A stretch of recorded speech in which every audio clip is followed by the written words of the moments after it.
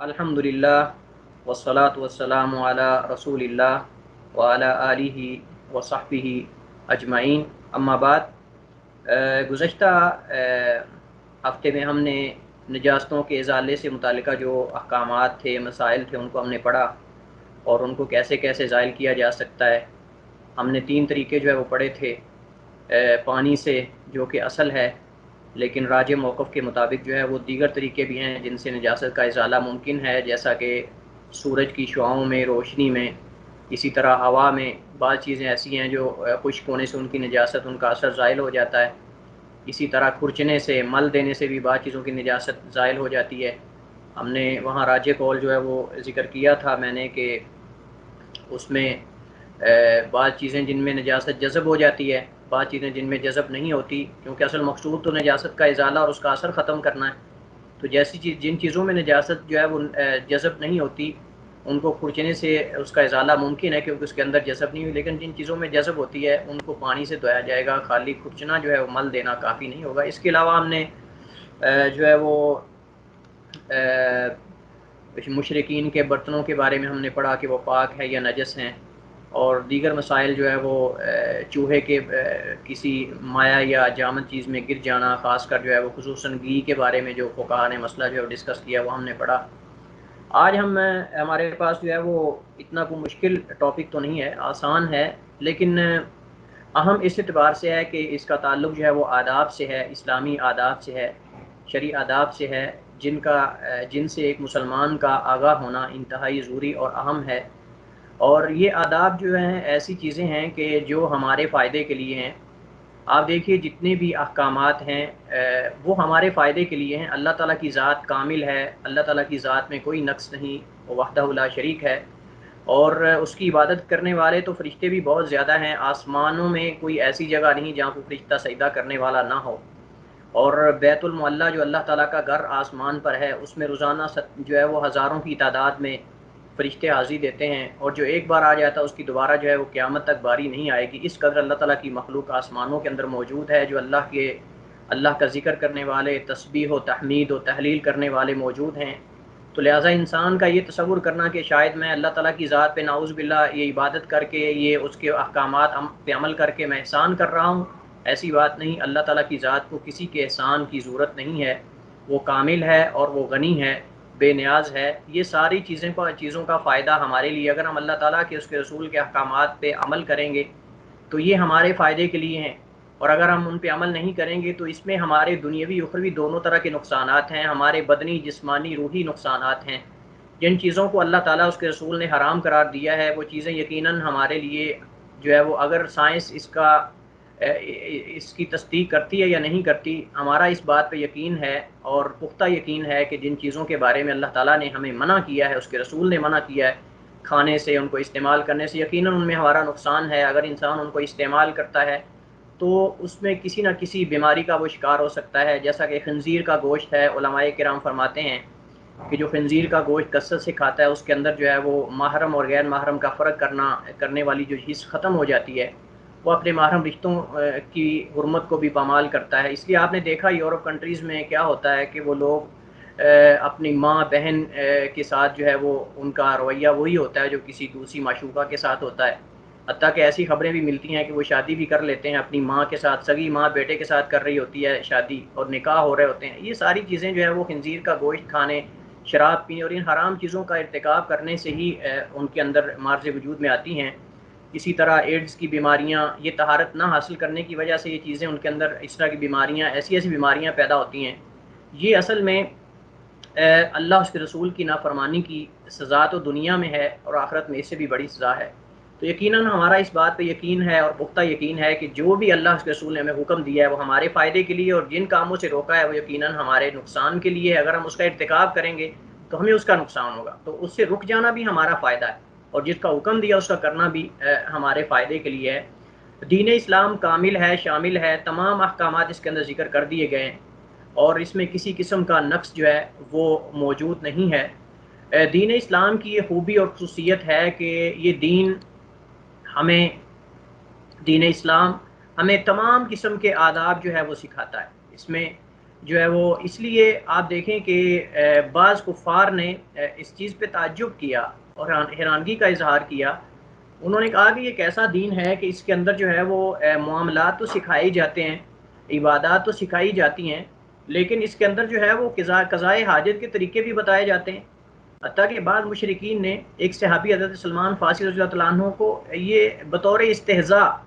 دین کا مذاق اڑاتے ہوئے، استہزاء کرتے ہوئے دین کے جو ہے وہ ان احکامات کے ساتھ، اس نے کہا کہ قد علمکم نبیکم صلی اللہ علیہ وسلم کل شیء حتی الخراء، کہ تمہارا نبی تمہیں ہر چیز سکھا گیا ہے، تمہیں ہر چیز اس نے سکھا دی ہے، حتیٰ کہ الخراء جو ہوتا ہے یہ کنایا ہے پخانہ کرنے سے، یعنی پیشاب کرنے سے. تو گویا کہ اس نے کہا کہ حتیٰ کہ تمہیں پیشاب کرنے کا طریقہ بھی بتاتا ہے کہ تم نے ایسے بیٹھنا ہے، ایسے داخل ہونا ہے، یہ تم نے پڑھنا ہے، فلاں کرنا ہے. تو اب یہاں اگر کوئی ہمارے جیسا ہوتا تو وہ شاید غصہ کر جاتا اور کہتا کہ ہاں ٹھیک ہے، تمہیں کیا یہ نہیں، بلکہ اس صحابی کی حکمت و جو ہے وہ دانائی کو دیکھیں. حضرت سلمان فارسی رضی اللہ عنہ نے آگے سے غصہ نہیں کیا، بلکہ اس کا جواب جو ہے وہ حکمت بھرے الفاظ میں دیا اور فرمایا کہ فقالا، فرمایا ہاں اجل، ہاں بالکل ایسے ہی ہے، ہمیں ہمارا نبی ہر چیز سکھاتا ہے، معاملات، عبادات، اعتقادات، ہر چیز، حتیٰ کہ ہمیں قضائے حاجت کے طریقے بھی بتاتا ہے. اور پھر چند ایسی اسلام کی خصوصیات کی طرف حضرت سلمان فارسی نے اشارہ کیا کہ جو اگر عقل مند انسان ان خصوصیات پہ توجہ کرے، غور کرے، تو کبھی وہ کافر نہ رہے. تو فرمایا اجل لقد نہانا ان نستقبل القبلۃ لغائط او بول، کہ ہاں ہمیں ہمارے نبی نے منع کیا ہے کہ ہم پیشاب یا پخانہ یعنی قضائے حاجت کے وقت جو ہے وہ قبلہ رخ ہوں. تو گویا کہ اس کے اندر اشارہ فرمایا سلمان فارسی رضی اللہ تعالیٰ عنہ نے اس بات کی طرف اس مشرک کے لیے جس نے استہزاء کیا تھا اللہ کے نبی صلی اللہ علیہ وسلم کی سنت کا، ان کو آپ نے اشارہ فرمایا کہ ہمارے اندر تو اپنے مقدسات جو ہمارے شاعر ہیں دین کے، ہماری جو مقدسات ہیں، مقدس مقامات ہیں، ان کا احترام بھی ہمیں سکھایا جاتا ہے. ہم تو پخانہ ہم جو ہے وہ پیشاب کرتے ہوئے بھی ان کی طرف اپنا رخ نہیں کرتے. اس قدر ہم احترام کرتے ہیں، ادب کرتے ہیں کہ ہم اپنا جو قبلہ ہے ہمارا بیت اللہ ہے، ہم تو اس کی طرف منہ بھی نہیں کرتے، حتیٰ کہ دونوں قبلوں کی طرف ہم منہ نہیں کرتے. گویا کہ اس کے اندر اشارہ کیا ہے کہ ہم جو ہے وہ تمہارا جو قبلہ ہے بیت المقدس، جو اصل پہلے مسلمانوں کا قبلہ بھی تھا، ہم اس کا بھی احترام کرتے ہیں، اور ہم جو ہے وہ اپنے قبلے کا بیت اللہ کا بھی احترام کرتے ہیں. وَأَن نَسْتَنْجِيَ بِالْيَمِينِ، اور ہمارے اندر پاکی ہے، ستھرائی ہے،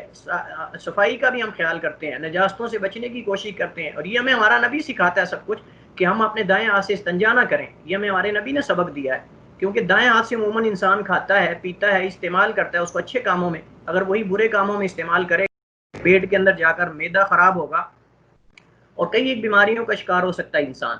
تو اس کے اندر اشارہ فرمایا سلمان فارسی رضی اللہ تعالیٰ عنہ نے اسلام کی اس خوبی کی طرف کہ اسلام ہمیں نجاستوں سے، غلاظتوں سے بچنے کی تلقین کرتا ہے، دور رکھتا ہے. آپ کی طرح بہائم اور جو ہے وہ درندوں کی طرح نجاستوں کی طرف گل مل جانے کی جو ہے وہ تعلیمات نہیں ہے جیسے آپ کے اندر ہیں. اور وَأَن نَسْتَنْجِيَ بِأَقَلَّ مِنْ ثَلَاثَةِ أَحْجَارٍ، اور ہمیں تلقین کی ہمارے نبی صلی اللہ علیہ وسلم نے کہ ہم 3 ڈیلوں سے کم ڈیلوں سے جو ہے وہ استنجا کریں، یعنی حکم دیا آپ صلی اللہ علیہ وسلم نے کہ ہم 3 ڈیلوں سے کم پر جو ہے وہ استنجا نہ کریں. اور اس کے اندر بھی اشارہ اس بات کی طرف ہے چونکہ 3 سے کم سے اچھی طرح انسان جو ہے وہ طہارت حاصل نہیں کر سکتا، غلاظت زائل نہیں ہو سکتی. او ان نستنجی برجع او بعظم، اور ہمیں اس بات کی بھی ہمارے نبی نے تلقین کی ہے اور منع کیا ہمیں اس بات سے کہ ہم جو ہے وہ لید کے ساتھ اور ہڈی کے ساتھ جو ہے وہ استنجا کریں. لید کے ساتھ اس وجہ سے کیونکہ وہ نجس ہوتی ہے، اور لید سے مراد یہاں صرف گدھے کی لید نہیں ہے، بلکہ اس سے مراد ہر وہ اس چیز کا گوبر ہے جس کا گوشت حرام ہے، جس کا گوشت کھانا حلال نہیں ہے، حرام ہے، اس کے گوبر کو لید کے معنوں میں استعمال یہاں کیا گیا ہے. وہ گدھا ہو، چاہے وہ خنزیر ہو، چاہے وہ کتا ہو، جتنی بھی چیزیں ہیں جن کا گوشت حرام ہے، ان کی جو ہے وہ ان کے گوبر کو لید سے یہاں تعبیر کیا گیا ہے، تو وہ نجس بھی ہے. اور بعض روایات میں، احادیث میں یہ بھی آتا ہے، نبی صلی اللہ علیہ وسلم نے فرمایا کہ وہ جنوں کے جو حیوانات ہیں، جن کو ایسے حیوانات جو جن پر جن سواری کرتے ہیں، جنات جو ہیں وہ جن حیوانات کو استعمال کرتے ہیں یا جن بہائم کو وہ استعمال کرتے ہیں یا جن پر وہ سوار ہوتے ہیں، ان کی خوراک ہے. یعنی جو لید جو ہے گدھے وغیرہ ان چیزوں کی، وہ جنوں کے بہائم جو ہیں، ان کے درندے جو ہیں، ان کے، آپ کو پتہ ہے کہ جن بھی ایک مخلوق ہیں اور ہماری طرح کی وہ مخلوق ہیں، ان کے پاس یہ ساری چیزیں موجود ہیں، سواریاں بھی وہ کرتے ہیں، اس طرح کی چیزیں ان کے اندر موجود ہیں. تو بعض حدیث میں یہ موجود ہے کہ یہ جو لید ہے یہ جو جنوں کے بہائم ہیں، ان کے درندے ہیں، ان کی خوراک ہے، ان کے حیوانات کی. اور بعظم، اور جو ہڈیاں ہیں یہ ان جنوں کی خوراک ہے. یہ جنوں کی اور جو لید ہے یہ ان کے حیوانات کی جو ہے وہ خوراک ہے۔ تو بعض روایات میں آتا ہے کہ جو ہڈی ہے اس سے استنجا نہ کرو، کیونکہ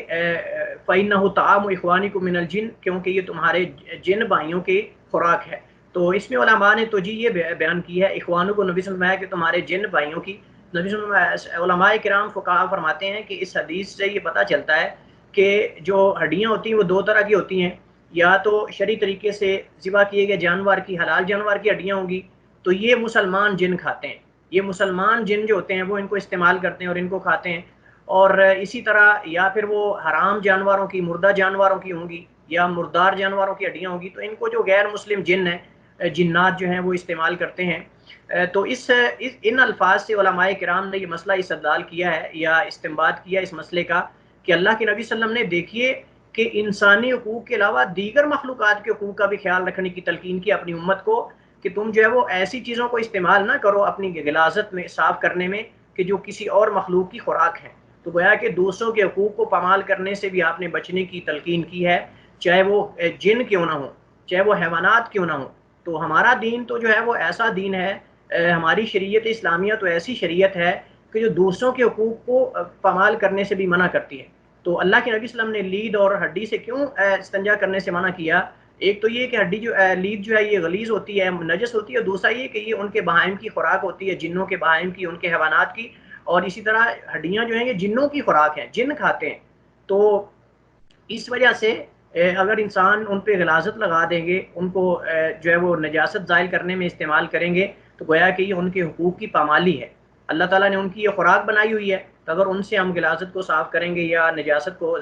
زائل کریں گے تو یہ گویا کہ ان کے حقوق کی پامالی۔ تو اللہ کے نبی صلی اللہ علیہ وسلم نے اپنی امت کو دوسروں کے حقوق، دوسری مخلوقات کے حقوق بھی پامال کرنے سے، تو گویا کہ دیکھیے چند الفاظ کے اندر حضرت سلمان فارسی رضی اللہ تعالیٰ عنہ نے اسلام کے محاسن کو اس قدر جو ہے وہ سمندر کو کوزے کے اندر بند کر دیا، اتنے زیادہ محاسن بیان کیے کہ اس میں علماء نے باقاعدہ جو کتابیں لکھی ہیں، اور اس کی شرح کے اندر علماء نے جو ہے وہ سینکڑوں کی تعداد میں جو فوائد اخذ کیے ہیں۔ ہمارے پاس اتنا وقت نہیں، ورنہ چند ایک جو ہے وہ اس سے احکامات جو ہے ہم یہاں ذکر کرتے۔ قضائے حاجت جو ہے، لفظ قضا جو ہے یہ قضا یقضی سے مصدر ہے، اصل میں یہ قضا یا یقضیو ہے، قضا یا یقضیو، جیسے کہ ضرب یضرب، یہ باب ضرب یضرب سے ہے، تو تعلیلات کے بعد جو ہے وہ قضا یقضی ہوا ہے، اصل اس کا جو ہے وہ قضا یا یقضیو ہے۔ تو اس کے بعد جو ہے وہ یا کو ایک حذف کر دیا گیا، تو یہ ضرب یضرب اصل باب ہے، لیکن قضا یقضی تعلیلات کے بعد اس کو قضا یقضی پڑھا گیا، اور یہ مصدر ہے، قضا مصدر ہے قضا یقضی سے، باب قضا یقضی سے مصدر ہے، جس کا معنی ہوتا ہے فارغ ہونا، پورا کرنا، منقطع ہونا۔ اور الحاجہ جو ہے یہ ضرورت کے معنی میں ہمارے اردو میں بھی استعمال ہوتا ہے عموماً، حاجت، ضرورت، محتاجگی، اس طرح کے الفاظ اس کے لیے بولے جاتے ہیں۔ تو قضائے حاجت کا مطلب جو ہے وہ یہ گویا کہ اپنی حاجت کو، یہاں کنایہ عموماً جو ہے وہ عرب کی عادت تھی کہ، اور اب بھی ہے کہ وہ ایسی چیزیں کہ جن کو عموماً کبھی سمجھا جاتا ہے، یا نہ ایسے الفاظ جو عموماً بولنا انسان اس میں شرمندگی محسوس کرتا ہے یا حیا محسوس کرتا ہے، یا اس میں کچھ الفاظ ایسے ہوتے ہیں کہ جو انسان نہیں چاہتا کہ اپنی زبان سے ادا کرے، تو وہ ان الفاظ یا ان چیزوں کا کنایہ استعمال کرتے تھے، ان چیزوں کا کنایہ استعمال کرتے تھے، جیسا کہ لفظ جمع ہے، وہ ہمارے اردو میں ہم بستری ہم استعمال کرتے ہیں، تو اب سیدھا تو کوئی نہیں بول سکتا ان الفاظ کو، تو یہ گویا کہ چیزیں جو ہے وہ قضائے حاجت جو ہے یہ کنایہ بولا گیا ہے، پیشاب اور پخانہ کرنے، انسان کے اپنی حاجت کو پورا کرنے سے کنایہ، اور یہ عرب کی عادت تھی، جیسا کہ اس کی قرآن کریم احادیث کے اندر جو ہے وہ کئی ایک مثالیں موجود ہیں۔ انشاءاللہ ہم جب اصول فقہ پڑھیں گے، اگر اللہ تعالیٰ نے موقع دیا تو انشاءاللہ اس کی مثالیں میں آپ کے سامنے عرض کروں گا، ذکر کروں گا۔ قضائے حاجت کے آداب کا ہم آغاز کرتے ہیں۔ سب سے پہلے کچھ آداب ایسے ہیں جو آبادی سے تعلق رکھتے ہیں، یعنی آدمی جو ہے وہ آبادی میں، جیسا کہ ہمارے عموماً آج کل آپ دیکھتے ہیں کہ تقریباً ہر گھر میں باتھ روم موجود ہیں اور ٹوائلٹ موجود ہیں۔ یہ مسائل احکامات جو ہیں ان میں سے اکثر جو ہے وہ صحرا میں یا حالت سفر میں انسان اگر قضائے حاجت کرتا ہے تو ان سے متعلقہ ہے، لیکن کچھ احکامات ایسے ہیں جن کو ہم انہی آداب سے اخذ کر سکتے ہیں، جیسا کہ اگر انسان آبادی میں ہے تو اس میں یہ ہوتا ہے کہ انسان اگر باتھ روم میں جانا چاہتا ہے تو صاف ظاہر ہے کہ وہاں جانے سے پہلے عموماً آپ نے دیکھا ہوگا کہ جو پبلک باتھ رومز ہوتے ہیں وہاں بعض بڑی عمر کے لوگ جو ہوتے ہیں وہ داخل ایسے ہی ہو جاتے ہیں، بس اوقات آدمی دروازہ بند کرنا بھول جاتا ہے، یا پھر وہ اگر قضائے حاجت کے لیے داخل ہوتے ہیں تو وہ دروازہ لاک وغیرہ نہیں، ڈور وغیرہ بند نہیں کرتے، تو بعض لوگ جو ہے وہ اس چیز کا خیال نہیں کرتے۔ تو اس میں سب سے پہلی چیز جس کا خیال ہمیں کرنا چاہیے وہ یہ ہے کہ ہم تسلی کر لیں کہ اندر کوئی دوسرا موجود تو نہیں ہے۔ یہ ایسے آداب ہیں جو ہم ان میں سے بعض احادیث کے اندر موجود ہیں، اور بعض جو ہے وہ علماء نے نصوص سے اخذ کر کے، کتاب و سنت کی نصوص سے اخذ کر کے وہ ذکر کیے ہیں فقہ کی کتابوں کے اندر، اگرچہ حدیث کے اندر موجود نہیں ہے، لیکن چونکہ ہمارا اسلام جو ہے وہ سب سے بہترین اسلام ہے اور اچھائی کی تلقین کرتا ہے، اچھائی کا سبق دیتا ہے، اس وجہ سے ایسے آداب جو ہیں جن کو آداب سمجھا جاتا ہے ان کو فقہا کتابوں میں ذکر کرتے ہیں۔ تو آپ اگر مثال کے طور پہ عموماً جو ہے وہ جو پبلک باتھ رومز ہوتے ہیں یا عموماً گھروں کے اندر بھی ایسا ہو جاتا ہے بسا اوقات، داخل ہونے سے پہلے تحقیق کر لینی چاہیے، تسلی کر لینی چاہیے کہ اندر کوئی دوسرا موجود تو نہیں ہے۔ اس کے دو طریقے ہیں، یا تو آپ دروازہ نوک کر سکتے ہیں یا پھر کچھ دیر انتظار کریں، کچھ دیر انتظار کر لیں، اگر کوئی اندر ہوگا تو پانی کی آواز آئے گی یا کسی چیز کے کھٹکنے کی آواز آئے گی یا اس کے جو ہے وہ کھانسنے کی آواز آئے گی۔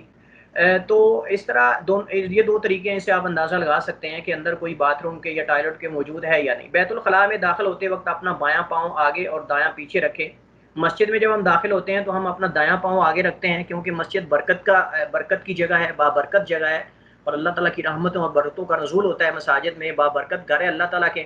تو بابرکت جگہوں پہ، مقدس جگہوں پہ جاتے ہوئے پہلے دایاں پاؤں رکھنا چاہیے، لیکن جو ایسی غلاظت والی جگہیں ہیں وہاں چونکہ دائیں پاؤں میں جو ہے وہ اس کی تکریم کرنی چاہیے، اس کو آگے رکھنا چاہیے، تو اچھے کاموں میں اس کو آگے رکھنا چاہیے، برے کاموں میں اس کو پیچھے رکھنا چاہیے۔ تو اس وجہ سے علماء کرام نے مسجد میں داخل ہونے والی جو حدیث ہے اس پر قیاس کرتے ہوئے اس کے بالکل برعکس جو ہے وہ یہ حکم نکالا ہے کہ بیت الخلاء میں داخل ہوتے وقت اپنا بایاں پاؤں آگے رکھیں اور دایاں پیچھے رکھیں، اور نکلتے وقت اس کے بالکل برعکس دایاں آگے رکھیں اور بایاں پیچھے، کیونکہ آپ اس غلاظت سے نکل رہے ہیں، اچھائی کی طرف جا رہے ہیں، خیر کی طرف جا رہے ہیں، لیکن جب داخل ہو رہے ہیں تو آپ گویا کہ خبیث جگہ پر، نجس جگہ پر داخل ہو رہے ہیں، تو اس وجہ سے اپنا دایاں پاؤں اس کو تکریم نہ کریں اس کی یہاں، بلکہ اس کو بچائیں اس نجاست سے۔ تو پہلے اپنا بایاں پاؤں آگے رکھیں داخل ہوتے ہوئے، اور نکلتے ہوئے اپنا دایاں پاؤں آگے رکھیں کیونکہ آپ یہاں سے نکل رہے ہیں۔ تو یہ مسجد میں داخل ہونے کے بالکل برعکس طریقہ ہے، سمجھنے کے لیے آسان طریقہ یہ کہ مسجد میں ہم داخل ہوتے ہیں پہلے دایاں پاؤں آگے رکھتے ہیں اور نکلتے ہوئے پہلے بایاں پاؤں رکھتے ہیں، تو یہ بالکل اس کے برعکس ہے۔ بیت الخلاء میں داخل ہونے سے پہلے دعا پڑھنی چاہیے، یہ اللہ کے نبی صلی اللہ علیہ وسلم کی سنت بھی ہے اور اس میں ہمارا فائدہ بھی ہے۔ عموماً جو ہے وہ جو لوگ جنوں کا علاج کرتے ہیں، جو روحانی علاج کرتے ہیں، وہ یہ لوگ انہوں نے تحقیق سے یہ بات ثابت کی ہے کہ اور بعض جنات نے بھی ان کو بتایا ہے کہ جو اصل میں بات یہ ہے کہ جب کسی کو جن اور شیاطین جو ہے وہ تنگ کرتے ہیں تو یہ بات ذہن میں رکھیں کہ جو مسلمان جن ہیں وہ کبھی کسی مسلمان کو تنگ نہیں کریں گے، کسی انسان کو بھی تنگ نہیں کریں گے۔ عموماً جو انسانوں کو تکلیف دیتے ہیں، پہنچاتے ہیں، وہ جو کافر جن ہوتے ہیں وہ ایسا کام کرتے ہیں، اور ان کا بسیرا جو ہے وہ غلاظت والی جگہوں پہ ہوتا ہے، ان کا بسیرا جو ہے وہ غلاظت والی، گندگی والی جگہوں پہ ہوتا ہے۔ تو وہ ایسی جگہوں پہ جب بسیرا کرتے ہیں تو جو اللہ کا ذکر کیے بغیر ان جگہوں میں داخل ہوتے ہیں تو ان لوگوں کو وہ تنگ کرتے ہیں، ان کو چمٹ جاتے ہیں اور ان کے اندر داخل ہو جاتے ہیں، کسی نہ کسی طرح ان کو جو ہے وہ کسی نہ کسی حربے سے ان کو نقصان پہنچانے کا جو ہے وہ آپ سمجھ لیں کہ نقصان پہنچانے کی کوشش کرتے ہیں۔ تو اس وجہ سے اللہ کے نبی صلی اللہ علیہ وسلم نے ہمیں جو ذکر و اذکار بتائے ہیں، وہ صبح و شام کے اذکار ہوں یا نمازوں کے بعد کے اذکار ہوں یا مسجد میں جانے کے، گھر میں داخل ہونے کے، گھر سے نکلنے کے، یہ سارے ہماری سیفٹی اور ہماری حفاظت کے لیے ہیں۔ اس وجہ سے ہمیں ان کو اپنی عادت بنا لینا چاہیے۔ عموماً جو لوگ جنات کا شکار ہوتے ہیں ان میں سے کئی ایسے ہوتے ہیں کہ جو ان دعاؤں کا اہتمام نہیں کرتے، ذکر و اذکار کا اہتمام نہیں کرتے، اور یہ عموماً یہ دیکھا گیا کہ جو لوگ اللہ تعالیٰ کے ذکر کا اور ان نبی صلی اللہ علیہ وسلم کی بتائی ہوئی دعاؤں کا، صبح و شام کے اذکار کا اہتمام کرتے ہیں، وہ جو ہے وہ اس طرح کی چیزوں سے محفوظ رہتے ہیں۔ تو چونکہ بیت الخلاء جو ہے وہ غلاظت کی جگہ ہے، وہاں جنات اور شیاطین جو ہے وہ خبیث جو جنات اور شیاطین ہوتے ہیں وہ بسیرا کرتے ہیں۔ اس وجہ اللہ کے نبی صلی اللہ علیہ وسلم اپنی امت کو یہ تعلیم دی اور تلقین کی کہ تم جب داخل ہو تو تم یہ دعا پڑھو۔ اللہ کے نبی صلی اللہ علیہ وسلم خود آپ نے بتا دیا امت کو، اپنے عمل سے آپ نے ثابت کر دیا کہ آپ نے یہاں یہ پڑھنا ہے۔ نبی صلی اللہ علیہ وسلم جب جو ہے حضرت انس بن مالک رضی اللہ عنہ روایت کی راوی فرماتے ہیں، کان النبی صلی اللہ علیہ وسلم اذا دخل الخلاء قال اللهم انی اعوذ بک من الخبث والخبائث، کہ نبی صلی اللہ علیہ وسلم جو ہے وہ جب بیت الخلاء میں داخل ہوتے تھے تو آپ جو ہے یہ دعا پڑھتے تھے، اللهم انی اعوذ بک من الخبث والخبائث، کہ اللہ میں تجھ سے تیری پناہ میں آتا ہوں خبیث شیاطین مردوں سے اور عورتوں سے۔ اس میں جو ہے وہ مذکر اور مؤنث جنات ہوں یا انسان ہوں، دونوں اس میں داخل ہیں۔ علماء کرام جیسا کہ حدیث کی شرح میں ذکر کیا ہے، تو خبث جو ہے یہ خبیث کی جمع ہے، اور جو خبائث ہے یہ خبیثہ کی جمع ہے۔ خبث یہ خبیث کی جمع ہے، اور خبائث جو ہے یہ خبیثہ کی جمع ہے۔ تو خبیث مذکر کے لیے استعمال ہوتا ہے، اور خبیثہ جو ہے یہ مؤنث کے لیے استعمال ہوتا ہے۔ تو گویا کہ یہاں اللہ کے نبی صلی اللہ علیہ وسلم جو اللہ تعالیٰ کی پناہ میں آتے تھے یہ دعا پڑھ کر، خبیث جنات اور شیاطین، ان کے مرد اور عورتوں یعنی مذکر اور مؤنث، میل اور فیمیل، دونوں سے جو ہے وہ اللہ کے نبی صلی اللہ علیہ وسلم پناہ مانگتے تھے، کیونکہ دونوں میں سے کوئی بھی انسان کو نقصان جو ہے پہنچا سکتا ہے۔ الخبث اور خبائث سے مراد خبیث النفس جنات کے مذکر اور مؤنث ہیں۔ بیت الخلاء سے نکلتے وقت اللہ کے نبی صلی اللہ علیہ وسلم دعا پڑھتے تھے۔ حضرت عائشہ کی حدیث رضی اللہ عنہا ام المؤمنین رضی اللہ عنہا فرماتی ہیں ان نبی صلی اللہ علیہ وسلم کان اذا خرج من الغائط، بعض روایات میں جو ہے وہ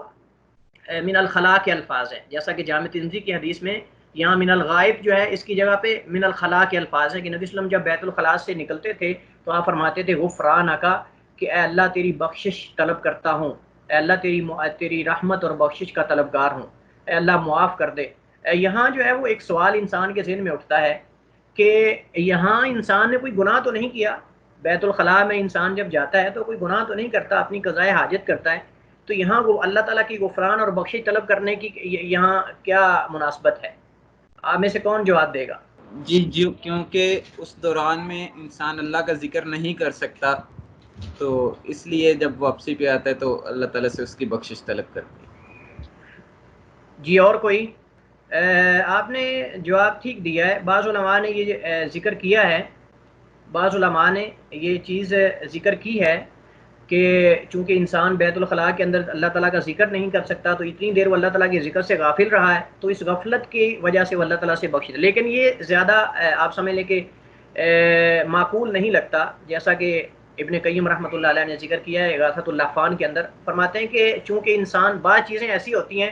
جو دوسری چیزوں سے یاد آتی ہیں، بعض چیزیں ایسی ہوتی ہیں جو دوسری چیزوں سے یاد آتی ہیں، بسا اوقات انسان کسی چیز کو یاد کرتا ہے تو اس کو کوئی اور چیز یاد آ جاتی ہے، تو یہاں جب انسان بیت الخلاء میں بیٹھتا ہے تو اپنی قضائے حاجت پوری کرتا ہے، تو قضائے حاجت سے انسان کا جسم جو اس پر بوجھ ہوتا ہے وہ ہلکا ہو جاتا ہے۔ جو انسان کے جسم پر بوجھ ہوتا ہے اس غلاظت کا اس کے پیٹ کے اندر، وہ چونکہ ہلکا ہو جاتا ہے، تو اس غلاظت کے ہلکا کرنے سے اس کو گناہوں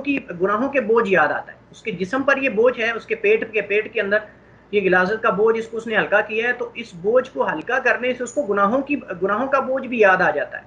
تو گویا کہ اس بوجھ کو ہلکا کرنے سے وہ یہ بھی چاہتا ہے کہ اللہ تعالیٰ سے اس کی بخشش طلب کر کے گناہوں کا بوجھ بھی ہلکا کر لے، جیسے اس نے اپنے جسم سے اپنے بدن سے اس بوجھ کو ہلکا کیا ہے غلاظت کے، اس طرح اس کو یہ یاد آتا ہے کہ یہ تو دنیا کا بوجھ ہے، لیکن آخرت کا بوجھ جو گناہوں کا ہے وہ اس سے بھی زیادہ بھاری ہے۔ تو گویا کہ بعض چیزیں یاد کرنے سے دوسری چیزیں یاد آ جاتی ہیں، تو لہٰذا گویا کہ اس کو بیت الخلاء کے اندر اپنے بدن سے غلاظت کو اس کا بوجھ ہلکا کرنے سے اس کے گناہوں کی اس کو بوجھ یاد آ جاتا ہے کہ میرے پہ گناہوں کا کتنا زیادہ بوجھ ہے۔ تو اس وجہ سے جو ہے وہ اللہ کے نبی صلی اللہ علیہ وسلم نے اپنی امت کو یہ سبق دیا ہے۔ اللہ کے نبی صلی اللہ علیہ وسلم جو ہے وہ گناہوں سے پاک تھے، آپ معصوم تھے، لیکن یہ سب کچھ آپ نے اپنی امت کے لیے کیا ہے۔ تو آپ صلی اللہ علیہ وسلم یہ دعا کرتے تھے غفرانک، کہ اللہ تیری بخشش اور تیری معافی طلب کرتا ہوں، جیسے تو نے مجھے اس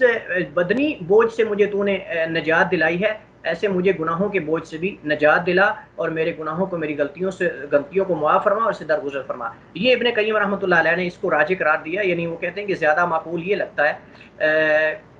کہ انسان کو وہ اپنے بدن کا بوجھ دیکھ کر جو ہے وہ انسان کو گناہوں کا بوجھ جو یاد، اس وجہ سے وہ اللہ تعالیٰ سے بخشش اور معافی اس کو طلب کرنی چاہیے۔ بیت الخلاء کے اندر پانچواں ہمارے پاس جو ادب ہے، بیت الخلاء میں کوئی ایسی چیز لے کر داخل نہ ہوا جائے جس پر اللہ تعالیٰ کا ذکر ہو، جیسا کہ قرآنی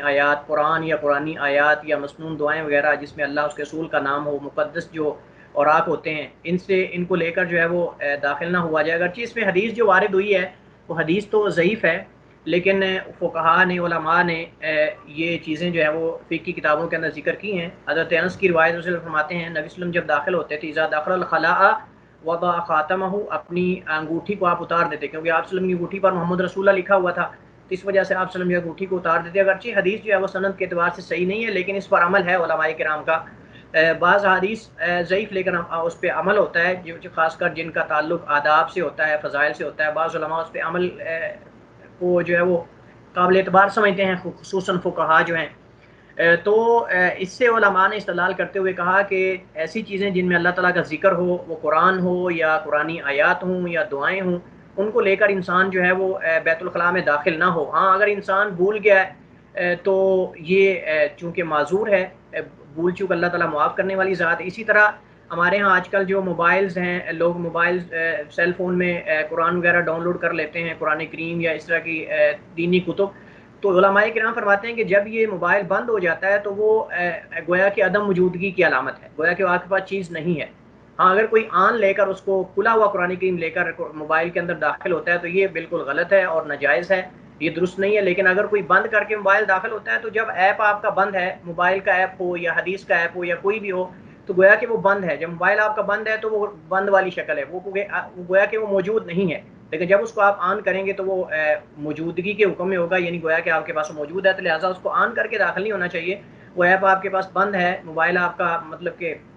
سائلنٹ پہ لگا ہوا ہے یا وہ اسکرین بند ہے، تو وہ گویا کہ یہ معاف ہے اور یہ معذور ہے. انسان اس میں انسان کا چارہ کریں، اگر باہر رکھ کے جائے گا کوئی اٹھا لے گا. تو یہ مسئلہ ہے بیت الخلاء میں ایسی چیزیں لے کر جانا، یہ جو ہے وہ خلاف اولا ہے اور یہ اسلامی آداب میں سے ہے کہ وہ لے کر نہ جائے ایسی چیزیں. لوگوں سے چھپنا، ارد گرد کے لوگوں سے دور چلے جانا. قضائے حاجت کے وقت ہمیں چھپنا چاہیے، حت الغصہ ہمیں کوشش کرنی چاہیے کہ ہم پردے کا اہتمام کریں، کوئی ہمیں دیکھ نہ رہا ہو. ایسی جگہ پہ قضائے حاجت کریں، اپنی حاجت کو پورا کریں جہاں کوئی اور لوگ موجود نہ ہوں. اللہ کے نبی صلی اللہ علیہ وسلم کی عادت تھی کہ جب آپ قضائے حاجت کے لیے جاتے تو بہت دور چلے جاتے تھے، اور آپ کوشش کرتے تھے کہ آپ صلی اللہ علیہ وسلم جو ہے وہ وکانہ احب مستتر بھی رسول صلی اللہ علیہ وسلم جو ہے وہ سب سے زیادہ جو چیز آپ قضائے حاجت کو پسند ہوتی تھی وہ یہ تھی کہ آپ جو ہے وہ ہدفن، یا تو ابری ہوئی زمین یعنی اٹھی ہوئی زمین کے پیچھے بیٹھ کر، آپ زمین کا جو حصہ بڑا ہوتا تھا، اونچی زمین ہوتی تھی، پہاڑی وغیرہ کوئی چٹان وغیرہ، اس کے پیچھے بیٹھ کر جو قضائے حاجت کرتے تھے. ہدفن کا معنی یہ ہے کہ کوئی زمین کا ابرا ہوا حصہ، او ہائش نخل، یا پھر کھجوروں کے درخت وغیرہ یا کھجوروں کے باغ کے پیچھے، آپ درختوں کے پیچھے اس کی اوڑ لے کر آپ جو ہے وہ قضائے حاجت کرتے تھے. تو یہ اللہ کے نبی صلی اللہ علیہ وسلم کا طریقہ ہے، انسان جو ہے حت الوسع کوشش کرے چھپنے کی، لوگوں سے دور ہونے کی. عموماً جب چھوٹے چھوٹے ہوتے تھے ہم دیکھا کرتے تھے، ابھی تو چونکہ ہر گھر کے اندر باتھ روم موجود ہیں، لیکن دیکھا جاتا بسا اوقات بعض بڑی عمر کے لوگ جو ہے وہ جو اسلامی آداب سے ناواقف ہوتے تھے، وہ ایسے ہی عام گزرگاہوں پہ بیٹھ جاتے تھے. کسی کا رخ جو ہے وہ گزرگاہ کی طرف ہوتا تھا، کسی کی پشت جو ہے اس طرف ہوتی تھی. تو یہ چیزیں ہمیں ان آداب کو سیکھنا چاہیے. ابھی بھی سفر کے اندر، اور جو آپ دیکھیں کہ یورپ کنٹریز جو آپ دیکھا ہوگا، وہاں کھڑے ہو کر پیشاب کرنے کے جو نئے قسم کے ٹوائلٹ بنے ہوئے ہیں، وہاں ایک دوسرے کو لوگ دیکھ رہے ہوتے ہیں. تو یہ بالکل اسلامی آداب کے خلاف ہے، اور علماء فرماتے ہیں کہ ایسے ٹوائلٹس میں جو ہے وہ باتھ رومز میں پیشاب کرنے سے بچنا چاہیے جن کے اندر انسان کے کپڑوں پر چھینٹے پڑنے کا خطرہ ہو، انسان کی طہارت باقی نہ رہے، نجس ہو جانے کا خطرہ ہو، نجاست گرنے کا خطرہ ہو، یا ایک دوسرے کو جو ہے وہ ایک دوسرے کی شرمگاہ پر نظر پڑنے کا خطرہ ہو. اللہ کے نبی صلی اللہ علیہ وسلم نے منع کیا ہے کہ کوئی آدمی دوسرے کی شرمگاہ کو دیکھے، جیسا کہ صحیح بخاری مسلم کی روایات کے اندر موجود ہے. حضرت مغیرہ رضی اللہ عنہ کی سے روایت ہے، فرماتے ہیں کہ میں اللہ کے نبی صلی اللہ علیہ وسلم کے ساتھ ایک سفر میں تھا. کنت مع نبی صلی اللہ علیہ وسلم فی سفر فات النبی صلی اللہ علیہ وسلم، نبی صلی اللہ علیہ وسلم آئے حاجت، وہ اپنی حاجت کو، قضائے حاجت کو، فابعد فی المذهب، تو آپ صلی اللہ علیہ وسلم جو ہے وہ بہت دور چلے گئے. مذہب کا معنی ہوتا ہے جانا، یہ مفعول ہے، تو آپ صلی اللہ علیہ وسلم جو ہے وہ بہت دور چلے گئے. تو یہ اللہ کے نبی صلی اللہ علیہ وسلم کا طریقہ تھا کہ جب بھی آپ جاتے، اگر کوئی ساتھ ہوتا تھا تو آپ اس کو چھوڑ کر بہت دور چلے جاتے تھے. قضائے حاجت کی جگہ یا زمین کے قریب ہونے سے قبل شرمگاہ سے کپڑا نہ اٹھایا جائے، یہ بھی اسلامی ادب ہے. ممکن ہے کہ وہاں کچھ لوگ دیکھ رہے ہوں آپ کو، ممکن ہے کہ وہاں اگر آپ عموماً عام ٹوائلٹ میں، باتھ روم میں اگر آپ پیشاب کر رہے ہیں، اس کو کوئی سوراخ ہو یا کچھ بھی ہو سکتا ہے، تو کوئی بھی احتمال ہو سکتا ہے. تو یہ آداب جو ہے وہ ہمارے فائدے کے لیے ہیں. انسان کوئی بھی دوسرے کی شرمگاہ کو نہیں دیکھ سکتا. تو اس وجہ سے اللہ کے نبی صلی اللہ علیہ وسلم اپنی امت کو یہ آداب سکھائے ہیں. اللہ کے نبی صلی اللہ علیہ وسلم کی یہ عادت اور طریقہ تھا، کانا اذا اراد حاجتن، کہ آپ وسلم جب ہے، دیکھیں آپ یہ بار بار الفاظ آ رہے ہیں، یہاں کرایہ استعمال کیا جا رہا ہے، قضائے حاجت یا حاجتن، یہ الفاظ جو ہے وہ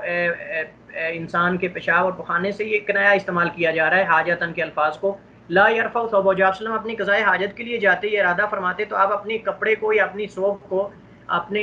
جو ہے وہ اس وقت تک اپنے شرمگاہ سے نہیں اٹھاتے تھے اپنے جسم سے حتی یدنو من الارض، جب تک آپ زمین کے قریب نہ ہو جاتے. یعنی جہاں انسان نے قضائے حاجت کرنی ہے، وہ ٹائلٹ ہو یا کوئی باہر صحرا کے اندر زمین کا ٹکڑا ہو جہاں انسان نے بیٹھنا ہے، جب تک بالکل زمین کے قریب نہ ہو جائے اس وقت تک اپنی شرمگاہ سے انسان کپڑا نہ اٹھائے. ممکن ہے کچھ لوگ ارد گرد اس کے بارے میں فقہاء نے اختلاف کیا ہے کہ زمین یا قضائے حاجت کی جگہ کے قریب ہونے سے قبل کپڑا اٹھا لینے کا کیا حکم ہے. اگر کوئی ایسا کر لیتا ہے، اللہ کے نبی صلی اللہ علیہ وسلم جو ہے وہ آپ نے منع فرمایا ہے، اور آپ صلی اللہ علیہ وسلم نے ثابت کر کے دکھایا ہے کہ آپ جب زمین کے بالکل قریب ہو جاتے تھے تو پھر آپ کپڑا اٹھاتے تھے. لیکن اگر کوئی انسان ایسا کر لیتا ہے تو اس کا حکم کیا ہے؟ تو اس کی دو صورتیں ہیں، اور ہر صورت کا الگ الگ حکم ہے. پہلی صورت یہ ہے کہ اس کے ارد گرد لوگ موجود ہوں، تو اس صورت میں شرمگاہ سے زمین کے قریب ہونے سے پہلے کپڑا اٹھانا حرام ہے. اگر کچھ لوگ آپ کے ارد گرد موجود ہیں، قریب موجود ہیں، ان کی نظر پڑنے کا خطرہ ہے، تو اس صورت میں یہ حکم جو ہے وہ ایسے کام کا ارتکاب کرنا، یعنی شرمگاہ سے کپڑا اٹھانا زمین کے قریب ہونے سے پہلے، ٹوائلٹ کے قریب ہونے سے پہلے، یہ حرام ہے.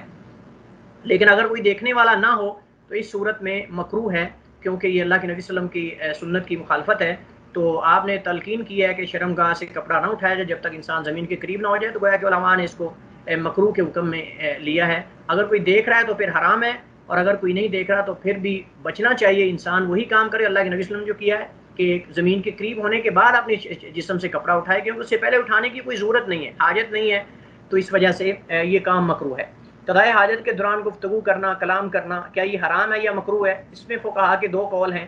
پہلا قول یہ کہ قضائے حاجت کے دوران کلام کرنا، گفتگو کرنا یہ حرام ہے. یہ قول حنابلہ کا اور بعض اہل علم کا ہے. بعض اہل علم کا کیونکہ کتابوں میں آپ کو بتایا تھا کہ بسا اوقات بعض جو شارحین ہیں، حدیث کی شرح کرنے والے، وہ بعض علماء کا نام لے کر ذکر کر دیتے ہیں. ممکن ہے وہ خود ہی ہوں اس سے مراد، یا ممکن ہے کہ ان کا کوئی استاد ہو، ممکن ہے کوئی اور ہو. لہٰذا پہلا قول یہ کہ قضائے حاجت کے دوران گفتگو کرنا یہ حرام ہے، مکروہ نہیں بلکہ حرام ہے. ان کی دلیل جو ہے عبداللہ بن عمر رضی اللہ عنہ کی حدیث ہے، رضی اللہ عنہما کی حدیث ہے کہ ان رجلا مر ورسول صلی اللہ علیہ وسلم یبول، ایک آدمی اللہ کے نبی صلی اللہ علیہ وسلم کے پاس سے گزرا اور آپ پیشاب کر رہے تھے. وسلم، تو اس نے آپ پر سلام کہا. فلم یرد علیہ، تو آپ صلی اللہ علیہ وسلم اس پر آپ نے اس کا جواب نہیں دیا، آپ اس کا جواب نہ لوٹا سکے یا آپ نے اس کا جواب نہیں دیا. تو اس حدیث سے انہوں نے استدلال کیا کہ اگر کلام جائز ہوتی تو آپ صلی اللہ علیہ وسلم جو ہے وہ سلام کہنے والے کا جواب ضرور دیتے، کیونکہ سلام کا جواب دینا واجب ہے. دوسرا قول یہ ہے کہ قضائے حاجت کے دوران کلام کرنا مکروہ ہے. یہ قول جمہور کا ہے. پہلا قول جو ہے وہ حنابلہ کا اور بعض علماء کا ہے. حنابلہ کا ذہن میں رکھیں آپ، بعض علماء کا اگر آپ کو یاد نہیں بھی تو حنابلہ کا مذہب ہے وہ. تو حنابلہ کہتے ہیں کہ یہ حرام ہے کیونکہ حدیث آ چکی ہے کہ اللہ کے نبی صلی اللہ علیہ وسلم نے جو ہے وہ اسلام کہنے والے کا جواب نہیں دیا، اور یہ آپ کا فعل ہمارے پاس موجود ہے اور یہ صحیح مسلم کی روایت ہے. تو اسلام کا جواب واجب ہے، تو آپ کیسے ہو سکتا ہے کہ آپ جو ہے ایک واجب کام کو چھوڑیں؟ تو اس سے پتہ چلتا ہے کہ حنابلہ کہتے ہیں کہ اس سے پتہ چلتا ہے کہ قضائے حاجت کے دوران آدمی گفتگو نہیں کر سکتا. اور ایک دوسری روایت میں بھی ہے، جیسا کہ وہ فقہ الحدیث کے اندر کتاب کے اندر وہ حدیث موجود ہے. ویسے وہ حدیث صحیح ہے کہ اللہ کے نبی صلی اللہ علیہ وسلم نے جو دو آدمیوں کو کلام کرنے سے منع کیا ہے اس حالت میں کہ وہ دونوں ایک دوسرے کی شرمگاہ کو دیکھ رہے ہوں. یہاں علماء نے شرط لگائی ہے کہ ایک دوسرے کی شرمگاہ کو دیکھ رہے ہوں اور آپس میں گفتگو کر رہے ہوں. اور اسی طرح آپ نے فرمایا کہ اللہ تعالیٰ اس سے ناراض ہوتا ہے، اللہ تعالیٰ اس کام سے ناراض ہوتا ہے. تو اس حدیث سے بھی ہم یہ استدلال کر سکتے ہیں. تو بہرحال اس میں علماء نے قید لگا دی ہے، وہ کہتے ہیں کہ وہ اگر گفتگو کر رہے ہوں اور ایک دوسرے کی شرمگاہ کو دیکھ رہے ہوں تو پھر منع ہے، لیکن اگر ایک دوسرے کی شرمگاہ کو نہ دیکھ رہے ہوں تو پھر مکروہ ہے. بہرحال یہ مسئلہ ہم جس کو پڑھ رہے ہیں وہ عموماً ہے، اس میں کسی بھی صورت میں کیا گفتگو کر سکتا ہے یا نہیں. تو میں نے عرض کیا ہے کہ حنابلہ کے ہاں یہ جائز نہیں ہے، حرام ہے گفتگو کرنا. اور جمہور علماء کرام جو اکثر علماء فقہاء ہیں ان کے ہاں یہ مکروہ ہے، ان کے ہاں یہ مکروہ ہے. ان کی دلیل جو ہے وہ گزشتہ حدیث کے بعض الفاظ ہیں، جو حدیث حضرت عبداللہ بن عمر رضی اللہ عنہ کی حدیث ہے، اسی کے بعض الفاظ میں ہے نبی صلی اللہ علیہ وسلم نے اس آدمی کو دوبارہ قضائے حاجت کے بعد ملے اور آپ نے مجھ سے معذرت کی، یعنی آپ نے عذر پیش کیا اور آپ نے فرمایا کہ انی کرہت ان اذکر اللہ عز وجل الا علی طہر، کہ میں نے یہ پسند نہیں کیا کہ میں طہارت حاصل کرنے سے پہلے جو اللہ تعالیٰ کا ذکر کروں، تو اس وجہ سے میں نے آپ کا جواب نہیں دیا. تو اللہ کے نبی صلی اللہ علیہ وسلم نے تیمم کر کے دیوار کے ساتھ پھر آپ صلی اللہ علیہ وسلم نے اس کا جو ہے وہ جواب دیا. تو اس حدیث سے انہوں نے استدلال کیا ہے کہ اللہ کے نبی صلی اللہ علیہ وسلم نے جو ہے وہ اس واجب کا جواب تو دے دیا ہے، یعنی کہ اگر اس کا واجب نہ ہوتا جواب دینا تو آپ صلی اللہ علیہ وسلم جو ہے وہ بعد میں بھی جواب نہ دیتے، کیونکہ آپ کہہ دیتے کہ بھائی گفتگو جائز نہیں ہے. لیکن اس حدیث میں آپ نے یہ نہیں کہا کہ دوران قضائے حاجت گفتگو کرنا جائز نہیں ہے، لیکن آپ نے یہ فرمایا کہ میں طہارت میں نہیں تھا، تو مجھے اچھا نہیں لگتا کہ میں جو ہے وہ بغیر طہارت کے اللہ تعالیٰ کا ذکر کروں، چونکہ سلام اللہ تعالیٰ کا نام ہے. تو السلام علیکم اللہ تعالیٰ کی سلامتی ہو. تو اس وجہ سے اللہ کے نبی صلی اللہ علیہ وسلم فرماتے ہیں کہ مجھے یہ اچھا نہیں لگا کہ میں طہارت حاصل کرنے سے پہلے اللہ تعالیٰ کا ذکر کروں. حالانکہ بعد دوسری روایات میں آتا ہے کہ اللہ کے نبی صلی اللہ علیہ وسلم جو ہے وہ ہر حال میں اللہ تعالیٰ کا ذکر کرتے تھے. اس وجہ سے علماء نے ان دونوں حدیثوں کو لے کر جمہور نے کہا کہ یہ مکروہ ہے لیکن جو ہے وہ حرام نہیں ہے. اور راجح موقع بھی یہی لگتا ہے کیونکہ اسی حدیث کے بعد الفاظ میں نبی صلی اللہ علیہ وسلم نے اس صحابی کو یہ کہا ہے کہ میں طاہر نہیں تھا، یعنی میں نے طہارت کے بغیر تیرا جواب دینا پسند نہیں کیا تمہارا. تو اس سے پتہ چلتا ہے کہ آپ نے یہ نہیں کہا کہ قضائے حاجت کے دوران بولنا منع ہے. اگر بولنا منع ہوتا تو آپ کہہ دیتے کہ بھائی آپ نے سلام مجھے کیوں کہا ہے. تو قضائے حاجت میں تو جواب دینا ضروری نہیں، کلام کرنا ضروری نہیں، جائز نہیں ہے. تو گویا کہ اللہ کے نبی صلی اللہ علیہ وسلم نے یہاں اپنا عذر پیش کیا ہے کہ میں طاہر نہیں تھا اور میں پسند کرتا ہوں کہ میں طہارت کی حالت میں اللہ کا ذکر کروں. تو یہاں کرہتو کے الفاظ جو ہیں یہ نہیں آپ نے کہا کہ میں نے حرام سمجھا ہے یا میں نے حرام قرار دیا، بلکہ ناپسند میں نے سمجھا ہے. تو علماء جمہور کہتے ہیں کہ یہ اگر کوئی گفتگو کر لیتا ہے تو وہ ایک مکروہ کام کا ارتکاب کر رہا ہے، حرام کا گناہ گار نہیں ہوگا. لیکن بعض جگہ ایسی ہوتی ہیں، بعض مقامات ایسے ہوتے ہیں جہاں بولنا ضروری ہوتا ہے. مثال کے طور پہ میں نے یہاں کچھ مثالیں دی ہیں. راجح موقع بھی یہی میں نے لکھا ہے، راجح موقع بھی یہی جمہور کا ہے. جیسا کہ میں نے عرض کی ہے، اس کی دلیل میں نے آپ کے سامنے ذکر کر دی کہ نبی صلی اللہ علیہ وسلم نے اس صحابی کو یہ نہیں کہا کہ قضائے حاجت کے دوران میں تو قضائے حاجت کر رہا تھا اور آپ نے اسلام پیش کیا ہے تو قضائے حاجت کے دوران تو جو ہے وہ جواب دینا جو ہے وہ جائز نہیں ہے، حرام ہے. لیکن آپ نے کہا کہ میں طاہر نہیں تھا، اس وجہ سے آپ نے فوراً تیمم کر کے فارغ ہو کر تیمم کیا اور اس کا جواب دیا. تو بعض مقامات ایسے ہیں کہ آدمی اگر قضائے حاجت کر رہا ہے، کسی باہر جگہ میں بیٹھ کر قضائے حاجت کر رہا ہے اور جو ہے وہ کوئی اندھا آ رہا ہے، راستے میں گڑھا ہے، کھائی ہے، اس کے گرنے کا خطرہ ہے، تو آدمی اس کی جان بچانے کے لیے بول سکتا ہے. یہ بلکہ واجب ہے. یہ ایسے مقامات ہیں جہاں بولنا واجب ہے. اس طرح ایک آدمی وہاں سے گزر رہا ہے اور آپ کو پتہ ہے کہ راستے کے آگے کوئی موذی جانور ہے، کوئی سانپ ہے، کوئی اور چیز ہے جو انسان کو نقصان پہنچا سکتا ہے، آپ کو پتہ ہے اس کا، تو آپ اسے روک سکتے ہیں کہ بھئی آگے ہمارے ہاں آج کل جو ہے وہ ڈکیتی ہوتی ہے.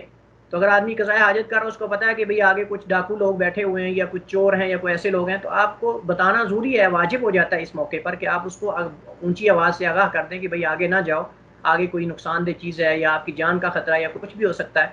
تو اس طرح کی صورتیں فقہاء نے جو ہے وہ مستثنیٰ کی ہیں اس حکم سے، مکروہ والے حکم سے. تو ان صورتوں میں بولنا ضروری ہوتا ہے. اگر کوئی اندھا کھائی میں گر رہا ہے یا کسی کی جان کا خطرہ ہے تو آدمی بول سکتا ہے.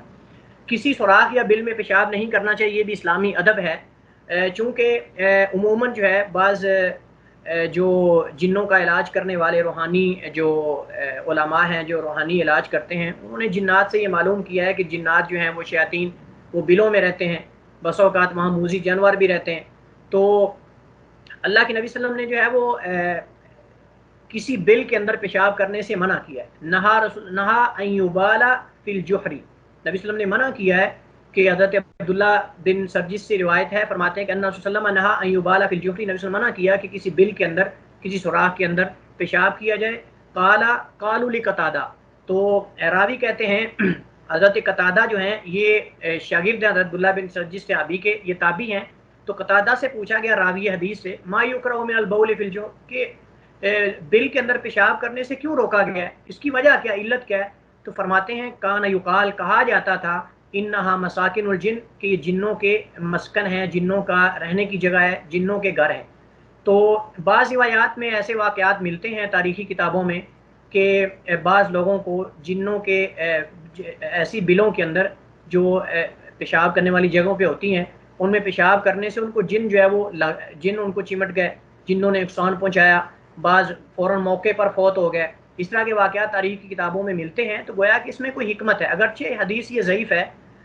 یہ حدیث جو ہے اگرچہ ضعیف ہے، اس میں بعض علماء نے اس کو صحیح بھی کہا ہے، بعض علماء نے اس کو ضعیف کہا ہے، لیکن راجح یہ کہ حدیث یہ اگرچہ ضعیف ہے لیکن اس کا حکم اخذ کیا جائے گا،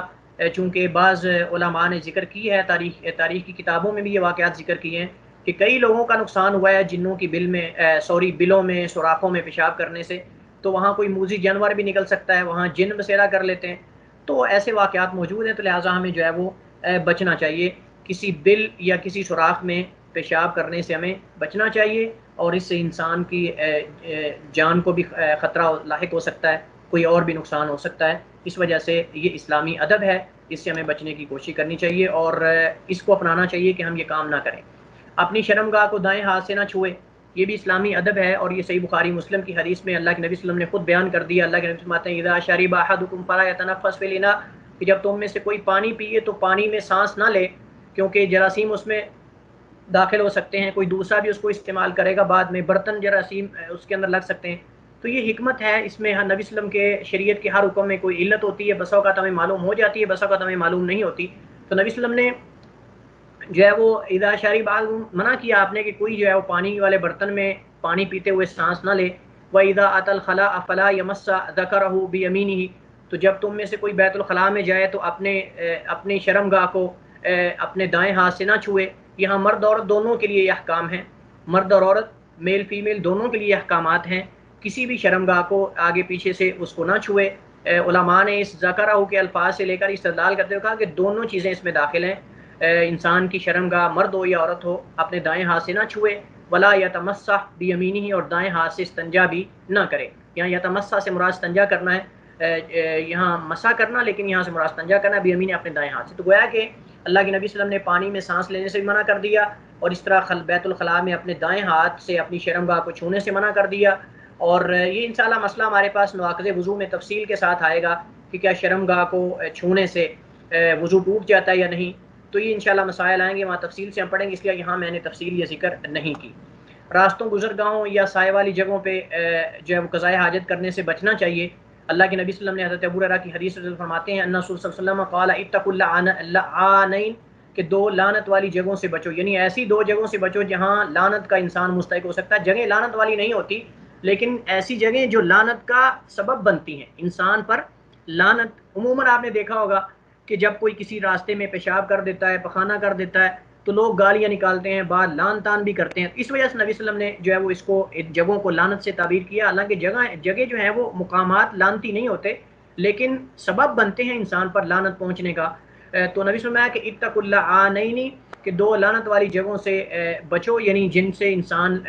پر لعنت آ سکتی ہے یا لعنت کا انسان مستحق ٹھہر سکتا ہے۔ تو صحابہ نے پوچھا قالوا وما اللعانان، کہ کون سی دو لعنت والی جگہ ہیں؟ تو نبی صلی اللہ علیہ وسلم فرمایا یا رسول اللہ، انہوں نے فرمایا کہ اللہ کے نبی کون سی دو لعنت والی جگہ ہیں، یا انسان کو لعنت کا مستحق ٹھہرانے والے کون سے دو مقامات ہیں؟ تو قال آپ صلی اللہ علیہ وسلم نے فرمایا الذی یتخلی فی طریق الناس، جو لوگوں کے راستے میں بیٹھ کر پیشاب کرنا شروع کر دیتا ہے، قضائے حاجت کرتا ہے، او فی ظلہم، یا ان کے سائے والی جگہ میں۔ تو یہاں جو ہے وہ آپ صلی اللہ علیہ وسلم نے دو چیزوں کی طرف اشارہ کیا، ایک تو راستے میں نہیں پیشاب کرنا چاہیے، قضائے حاجت کرنی چاہیے، اور دوسرا اگر کوئی سایہ ہے، درخت ہے، یا عموماً کوئی کسی چیز کا بھی سایہ جہاں لوگ استعمال کرتے ہیں اسے بیٹھتے ہیں، تو اس میں بھی جو ہے نہیں بیٹھنا چاہیے، کیونکہ وہ لوگ جب آئیں گے دیکھیں گے تو لعنت کریں گے، کسی کے پاؤں کو گندگی لگے گی تو وہ لعنت کرے گا، گالی دے گا، برا بلا بولے گا۔ اس وجہ سے ان جگہوں کو لعنت کا مستحق ٹھہرانے والی جگہ قرار دیا گیا ہے۔ یہ حدیث صحیح مسلم کے اندر یہ ادب بیان ہوا ہے، اللہ کے نبی صلی اللہ علیہ وسلم کی زبان سے آپ صلی اللہ علیہ وسلم نے خود بیان کیا ہے۔ تو علماء کرام نے اس حدیث سے، بعض علماء نے کہا ہے کہ اگر ایسا سایہ جسے لوگ استعمال نہیں کرتے تو اس کے اندر انسان جو ہے وہاں پیشاب یا پخانہ یعنی قضائے حاجت کر سکتا ہے۔ مثال کے طور پہ آدمی باہر کہیں صحرا کے اندر ہے، اور کہیں پہاڑ کی جو ہے وہ کسی دوسری جانب جہاں سایہ پہنچ چکا ہے، سورج ایک طرف ہے اور اس کا سایہ دوسری طرف ڈل چکا ہے سایہ، تو آدمی گرمی بہت ہے، دھوپ بہت زیادہ ہے، آدمی دھوپ میں نہیں بیٹھ سکتا۔ تو ایسی جگہیں جہاں لوگ استعمال نہیں کرتے، کیونکہ یہاں فی ظلہم کے الفاظ ہیں کہ ان کا سایہ، یعنی جس کو لوگ استعمال کرتے ہیں، لیکن ایسے سائے جن کو لوگ استعمال نہیں کرتے صحرا کے اندر ہوتے ہیں، پہاڑوں کے چٹانوں کے سائے ہوتے ہیں، بعض درخت صحرا کے اندر ہوتے ہیں، وہاں لوگ عموماً ان کو استعمال نہیں کرتے، گزرگاہیں وہاں کم ہیں، تو وہاں اس کے نیچے آدمی اگر گرمی سے بچنے کے لیے کوئی قضائے حاجت کر لیتا ہے تو کوئی حرج نہیں۔ لیکن یہاں فی ظلہم سے آپ نے قید لگا دی کہ جو لوگوں کا سایہ جس کو لوگ استعمال کرتے ہیں، یہ بات ذہن نشین کر لیں کہ جس کو لوگ استعمال کرتے ہیں اس سائے سے آپ نے منع فرمایا ہے۔ اسی طرح بعض علماء نے اس حدیث سے استدلال کرتے ہوئے یہ بھی فرمایا ہے کہ پھلدار درخت کے نیچے بھی، ایسا درخت جو پھل دینے والا ہو، جس کا پھل اس کے نیچے بھی انسان جو ہے، اگرچہ لوگ اس کے سائے کو استعمال نہیں کرتے لیکن اس کے پھل کو تو استعمال کرتے ہیں، لہٰذا اس کے نیچے بھی انسان کو قضائے حاجت نہیں کرنی چاہیے، کیونکہ ممکن ہے کہ وہ پھل نیچے گرے قضائے حاجت پر اور پھر خشک ہو جائے اور پھر کوئی اس پھل کو استعمال کر لے لا علمی کی صورت میں۔ تو لہٰذا یہ رزق اللہ تعالیٰ کا اور رزق کی تکریم کرنی چاہیے، تو لہٰذا جو ہے وہ بعض علماء نے پھلدار درخت کے نیچے بھی پیشاب کرنے سے منع کیا ہے۔ اسی طرح کھڑے پانی میں پیشاب یا پخانہ نہ کیا جائے، دونوں چیزیں اس حدیث میں داخل ہیں۔ جیسا کہ ہم حدیث یہ پہلے پڑھ چکے ہیں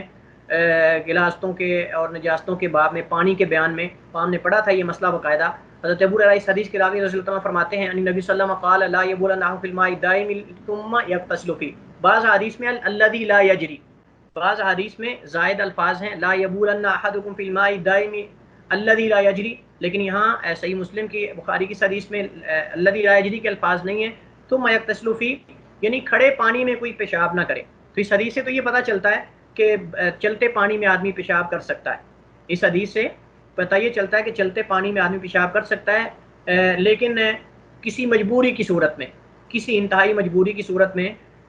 یہ جائز ہے یا مکروہ آپ سمجھ لیں، کام مکروہ ہے. لیکن کھڑے پانی میں بالاتفاق جو ہے وہ پیشاب کرنا جائز نہیں ہے، کیونکہ وہ نجس ہو سکتا ہے، خاص کر جب پانی کی مقدار کم ہو. خاص کر جب پانی کی مقدار کم ہو تو جمہور بلکہ تمام فقہا کا اس بات پر اتفاق ہے کہ کھڑا پانی جس کی مقدار بالکل کم ہو اس کے اندر تو پیشاب کرنا بالاتفاق جو ہے وہ ناجائز ہے. لیکن اگر اس کی مقدار زیادہ ہو تو پھر اس کے اندر استعمال کرنا حنفیوں کے ہاں، احناف کے ہاں تو حرام ہے، لیکن جمہور کے ہاں جو مکروہ ہے. ثم یغتسل فی ثم یغتسل منہ، پھر اس سے وہ غسل بھی ممکن اس کو غسل کرنا پڑ جائے. تو گویا کہ یہ میں آپ کو وہاں بتایا تھا میں نے کہ یہ انجام ہے، یہ نتیجہ ہے کہ اگر وہ پیشاب کرے گا تو ممکن ہے کہ اس کو سزا کے طور پہ ایسی حاجت پڑ جائے کہ اس کو اس کے اندر غسل بھی کرنا پڑ جائے. تو اس وجہ سے اللہ کے نبی صلی اللہ علیہ وسلم نے جو ہے وہ منع کیا ہے. تو بہرحال راجح موقف یہی ہے کہ حدیث کا ظاہر ہم لیں گے، راجح موقف یہی ہے کہ کھڑے پانی کے اندر پیشاب کرنا جائز نہیں ہے، جیسا کہ احناف نے کہا ہے. انہی کے موقف ہم ترجیح دیں گے کیونکہ حدیث میں واضح طور پہ آ چکا ہے لا یبولن، نہیں آ چکی ہے، آپ نے منع کر دیا ہے. لیکن بعض ظاہری جو ہیں اہل ظاہر وہ کہتے ہیں کہ اگر کسی برتن میں پیشاب کر کے ڈال دے تو پھر جائز ہے. لیکن یہ قول بالکل عجیب سا ہی ہے، کسی برتن میں آدمی پیشاب کر کے ڈال دے تو جائز ہے لیکن خود کھڑا ہو کے نہیں کر سکتا. ہر صورت میں پیشاب کرنا یا پیشاب کو ڈالنا یہ کھڑے پانی میں منع ہے، کیونکہ کھڑا پانی جو ہے وہ اتنی زیادہ نجاست کو قبول نہیں کر سکتا اور وہ نجس ہونے کا اس کے اندر خطرہ ہوتا ہے. ہمارے پاس جو چند ایک آداب تھے، دو مسائل تھے اس آداب سے متعلقہ، وہ اہم مسائل تھے اور ان کے اندر اختلاف کافی لمبا چوڑا تھا. انشاءاللہ کل ہم پڑھیں گے. ایک مسئلہ قبلہ رخ ہونے کا ہے، قضاء حاجت کے وقت کیا قبلہ رخ ہونا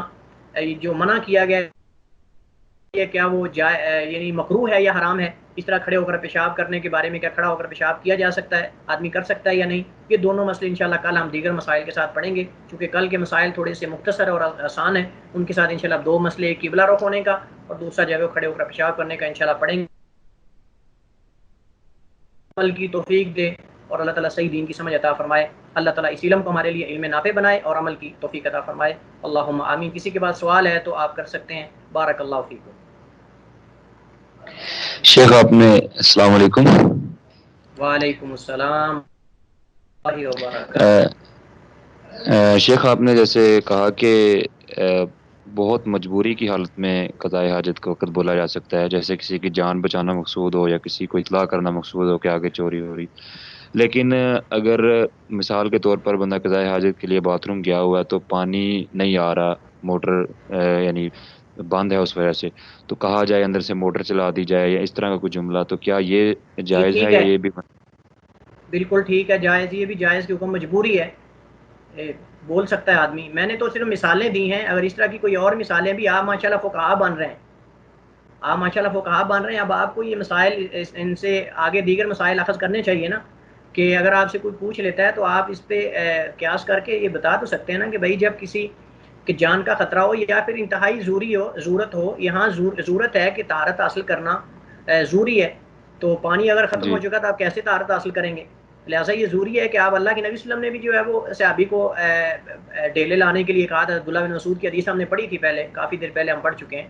اس کے اندر بھی آپ نے انہیں ڈیلے لانے کا کہا تھا. تو انتہائی ضرورت کے وقت آدمی جو ہے وہ گفتگو کر سکتا ہے. یہ استثنائی صورتیں ہیں، لیکن اصل یہ ہے کہ